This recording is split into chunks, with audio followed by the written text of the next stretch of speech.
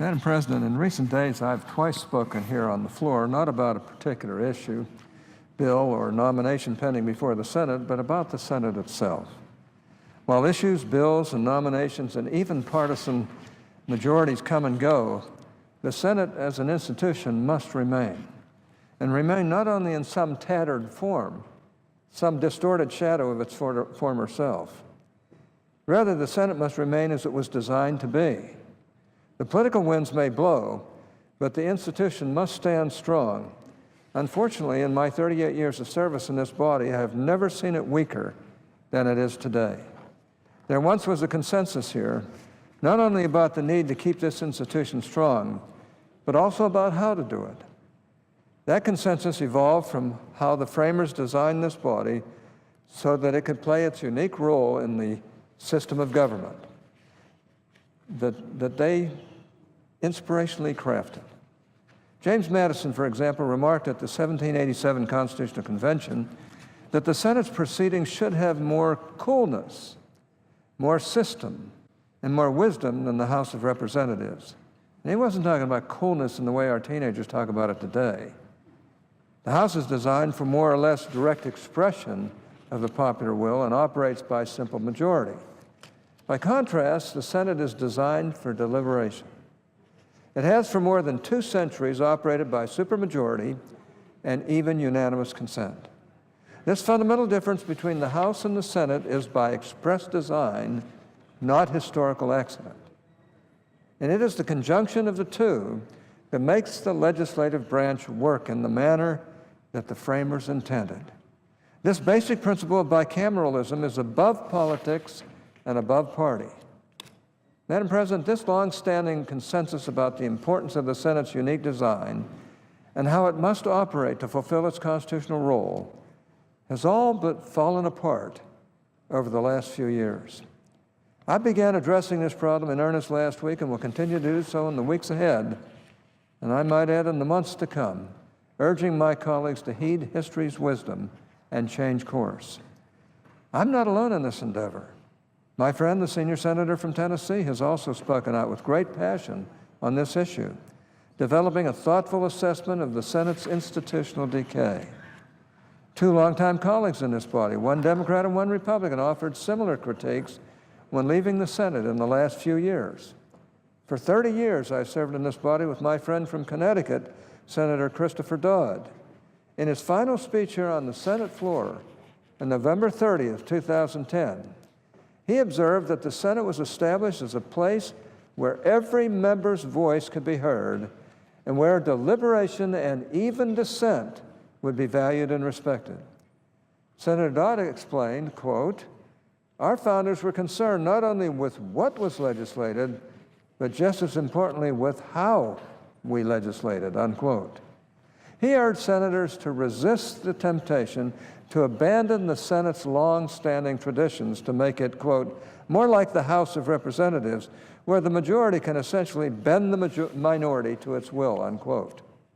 2 years later, Senator Olympia Snowe concluded her 3 terms in the Senate, representing the state of Maine in this body, with a reflection on the state and the state of the Senate. She observed that a commitment to the rights of the minority helped ensure that the Senate would be a body where all voices are heard. Senator Snowe concluded, however, that, quote, "the Senate is not living up to what the Founding Fathers envisioned," unquote. In large part by ignoring the minority's rights. Senator Dodd concluded his Senate service in the majority, while Senator Snowe concluded hers in the minority. But their assessment was the same, a leading Democrat and a leading Republican. That is what a consensus looks like. They shared an understanding of the unique role the Senate was designed to play in our system of government. And they knew from experience that the Senate is not operating by that design today. Diagnosing our current institutional ills and prescribing a path back to health must begin by recognizing the primacy of the Senate's purpose, design, and place in our system of government. Without the anchor of these principles, which have throughout the Senate's history been shared throughout this body across all partisan and ideological lines, the gamesmanship of politics and the quest for power will decimate our deliberate contribution to the legislative process. Unfortunately, that is exactly what is happening today. Madam President, in my previous remarks, I noted that many of the sage students of the Senate, from Vice President Adlai Stevenson in the 18th century to Senator Robert C. Byrd of West Virginia in our time, all identified the same two features as critical to the Senate's proper functioning: the right of amendment and the right to debate. It is not difficult to see how they serve the critical function of setting the Senate apart from the House. These rights temper majority rule. They emphasize individuals over parties and factions. They ensure that all voices can be heard. And they encourage deliberation and, yes, even beneficial compromise. These rights secure a substantive role for all senators, even those in the minority, in how the Senate legislates, a feature that does not exist in how the House operates. During my service throughout the past 4 decades, the Senate has often lived up to these ideals.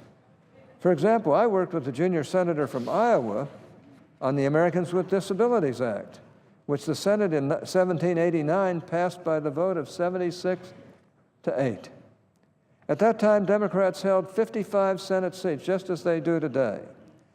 This body addressed amendments on the floor, offered by both Democrats and Republicans, on issues ranging from tax credits for small businesses to accessibility of buses. On a single day in September of 1989, the Senate adopted nearly twice as many minority amendments to this single bill than the Senate today has adopted in more than a year. Today, the majority leader uses his right to priority recognition to eliminate virtually all opportunities for amendments unless he agrees to them. And even then, he generally stops amendments. He's used this procedural maneuver, filling the amendment tree more than twice as often as the previous 6 majority leaders combined. Now, there is a time when you can fill the amendment tree, and that's after you've had full and fair debate, after you've had all the amendments that you want to bring up that are reasonable. And it's when a reasonable time has been given to bills. And there have been a number of votes. And yet, when he was in the minority, even he condemned this very tactic as, quote, a very bad practice, unquote. And he explained that it, quote, runs against the basic nature of the Senate, unquote. He was right then, but he is wrong now. Perhaps the majority leader has reconsidered what he believes to be the basic nature of the Senate. Perhaps he now believes that denying the minority's right to offer amendments is a very good rather than a very bad practice. If he does, then I think he, of all people, owes the Senate an explanation. I don't think he believes that. Otherwise, such an about-face is nothing more than a desire to rig the rules so that he can win all the games. And in the process, he is destroying the Senate itself. And when I say games, I don't really mean games, so he can win all the votes. And he can put the Senate in any motion he wants to, without any real rights in the minority. And in the process, he is destroying the Senate itself, destroying the institutional characteristics the founders thought critical to our government's design, and destroying precisely those practices and traditions that have enabled the Senate to serve the common good throughout our nation's history. Madam President, the other defining feature of this body, the right to unlimited debate, is also under attack. By empowering the minority, that right has always annoyed the majority, whether we've been in the minority or whether we've been in the majority, and vice versa. But a little history can provide a lot of perspective for us today. For more than a century, ending debate on anything required unanimous consent. A single senator could prevent a final vote on a matter by preventing an end to debate. The Senate adopted a rule in 1917 that lowered the threshold to 2/3. Not until 1975 was the threshold lowered to 3/5 where it stands today. It is easier to end debate today than ever before in the Senate's history, but that is not enough for the current majority. Urged on by many of the 34 senators who have not yet ever served in the minority, The majority apparently does not want any obstacle whatsoever to stand in its way, not even full and fair debate. Last November, the majority leader used a parliamentary maneuver to lower the threshold for ending debate on most nominations from a supermajority to a simple majority. It took him only a few short minutes to end more than 200 years of Senate practice and effectively eliminate the minority's role in the confirmation process. As I have detailed here on the Senate floor and in print, the minority leader's reasons for this revolution amounted to filibuster fraud. At the time that he invoked the so-called nuclear option, the Senate had confirmed 98% of President Obama's nominations and filibusters, of course, were on the decline. But 98% was not just good enough for the majority. I noted the current majority leader's about-face regarding a right to offer amendments. He defended that right when in the minority and actively suppressed it when in the majority. Similarly, when he was in the minority, he voted more than 24 times for filibusters of Republican judicial nominees. The Democrats were the ones who started that. And then last November, once in the majority, he abolished the right to debate nominations. While the majority leader effectively neutralized the Senate cloture rule to stop the minority from debating nominations, he has also used that rule to stop the minority from debating legislation. He again uses his right of priority recognition to bring up a bill and at the very same time file a motion to end debate. But it makes no sense to speak of ending debate, ending what he wrongly characterizes as a Republican filibuster, when such debate had no chance to begin with. The majority leader uses this cloture rule not to end debate, but to prevent it altogether. And just like the practice of filling the amendment tree, the majority leader is using his position to prevent debate far more often than any of his predecessors. Unlike the current majority leader, most senators on the other side of the aisle have never served in the minority. Most senators in both parties, 56 to be exact, have served here only under the current leadership. Unfortunately, this means that most senators serving today have only witnessed leadership that prefers power to principle and is rapidly dismantling the long-standing practices and traditions of an institution that took centuries to build.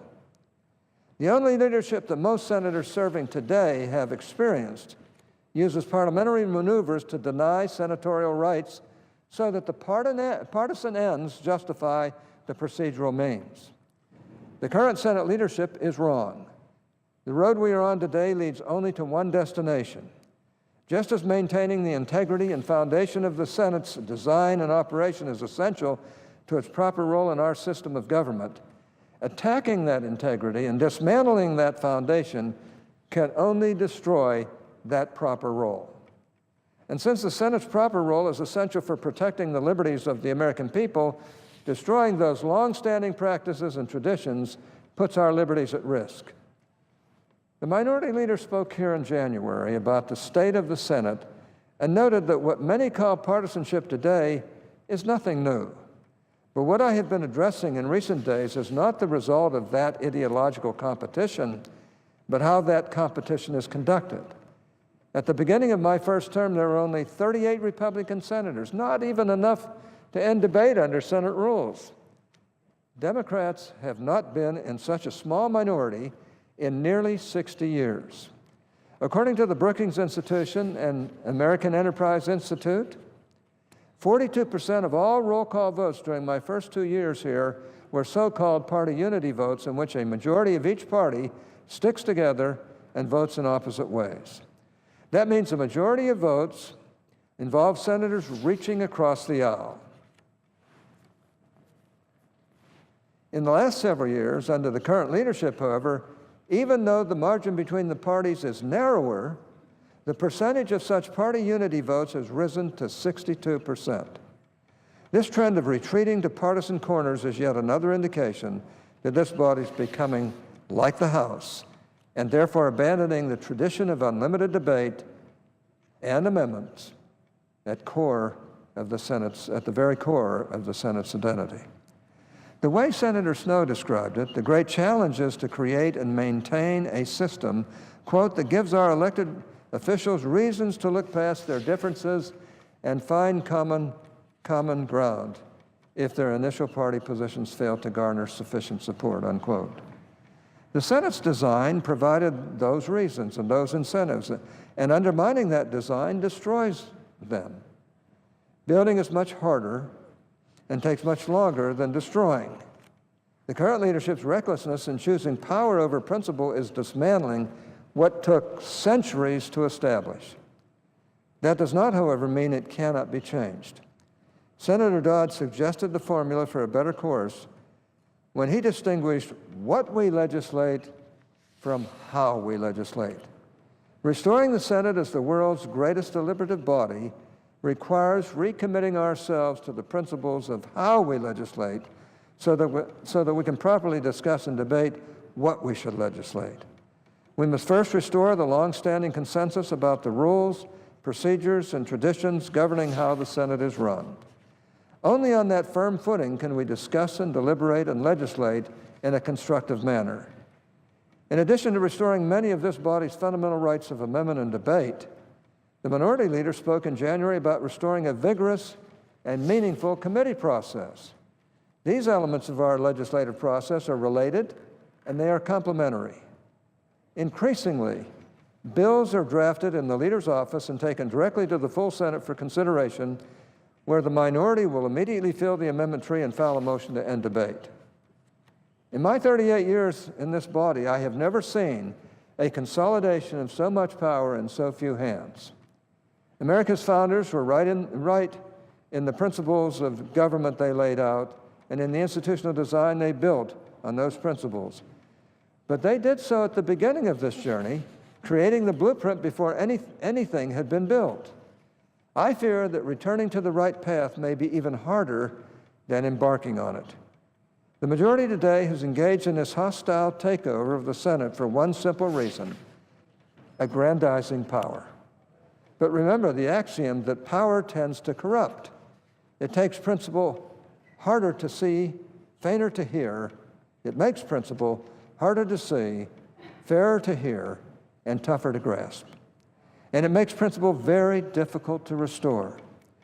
Restoration will require believing in something greater than power, something more important than the bill or nomination on the calendar, something more significant than the latest polling numbers. It will require holding fast to a system that can provide power today, but take that power away tomorrow. Winston Churchill famously said that, quote, democracy is the worst form of government except for those other forms that have been tried from time to time. There's certainly wisdom in that, but consider when Churchill said it. He was speaking on the floor of the British House of Commons on November 11, 1947, 2 years after his party lost half its seats in the Parliament, and the Labour Party led its first majority government. Churchill expressed his faith in the very form of government that had turned his party into a small minority. We continue on the path the current Senate leadership has charted at our peril.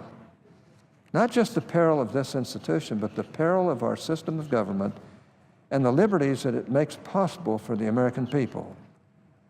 This may sound like a grand statement, but remember when Senator Byrd repeatedly told us, remember what he said, so long as the Senate's defining features such as the right of amendments and debate remain intact, he said the liberties of the people are secure. There is perhaps no greater statement of principle regarding this nation than our Declaration of Independence, which asserts that the government exists to secure the inalienable rights of the people. That is why we are here, and that should be our reason to change course. Not simply partisan advantage or ideological superiority, but liberty. The liberty we enjoy in America did not occur by chance.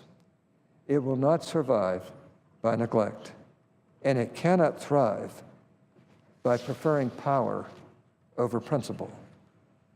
My staff and I recently visited the National Archives and saw the words engraved beneath one of the statues at the entrance. Eternal vigilance is the price of liberty. I hope we can turn this around. I hope that the leadership of the majority will wake up and realize that someday they may be in the minority.